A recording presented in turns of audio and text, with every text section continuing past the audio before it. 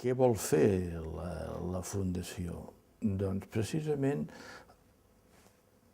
el transmetre, el formar la gent en valors democràtics, prioritàriament d'inspiració cristiana, de cara a la societat i a la realitat catalana i a la consciència nacional catalana. Precisament un dels punts que voldríem abordar en possibles seminaris, en possibles activitats, és el present i el futur de la societat catalana.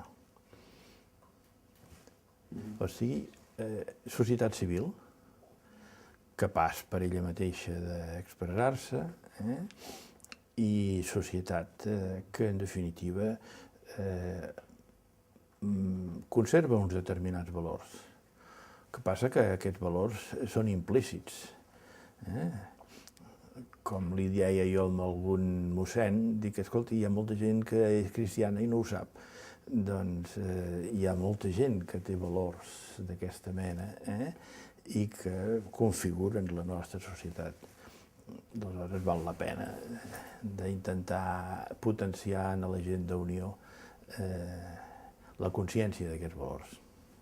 Has fet referència a les escoles d'estiu, que són una de les activitats importants. És una cita que cada any ens convoca a militància i no militància d'Unió Democràtica.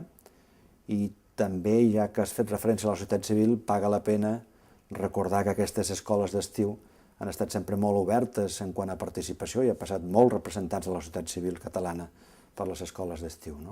I és una activitat que crec que hem de considerar com a molt positiva de l'INECA. Després també des d'INECA, en el passat, en el present i el futur, hi ha un altre tipus d'activitat que és mercès a la relació internacional d'Unió Democràtica i el nexe comú del pensament humanista d'inspiració cristiana, doncs activitats amb altres instituts semblants d'altres formacions polítiques d'Europa o d'Amèrica Llatina. En aquest sentit ja hi ha tot un seguit d'activitats que s'han fet i que continuaran projectant-se en el futur. Sí. Copses, com des d'un punt de vista de vivor de pensament, demòcrata d'inspiració cristiana, el món llatinoamericà és molt més viu que no pas el món europeu en aquest precís moment, institucionalment parlant almenys. I potser allò que pot ser a la llarga més sòlid és el contacte amb fundacions llatinoamericanes.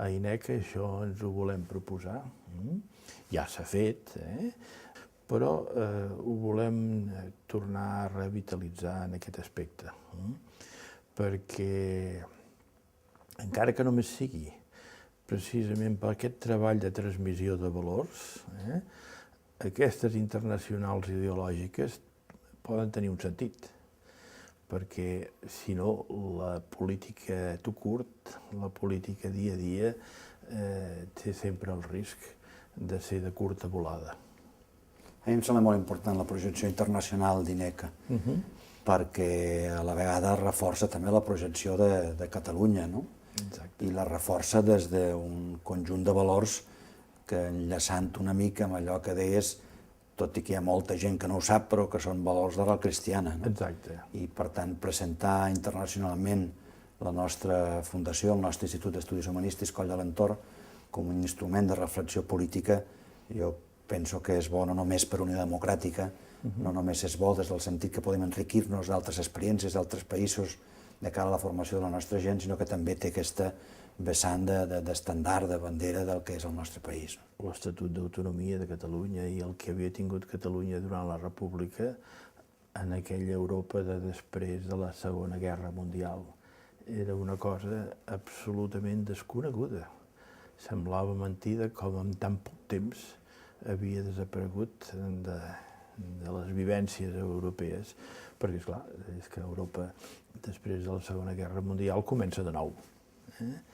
I comença precisament amb una sèrie de valors, gràcies als demòcrates d'inspiració cristiana, que Europa no havia tingut. Després de la Segona Guerra Mundial, en la política europea apareix una cosa que era impensable abans, i és el consens. I Europa es crea a través del consens. I aquest és un valor demòcrata d'inspiració cristiana.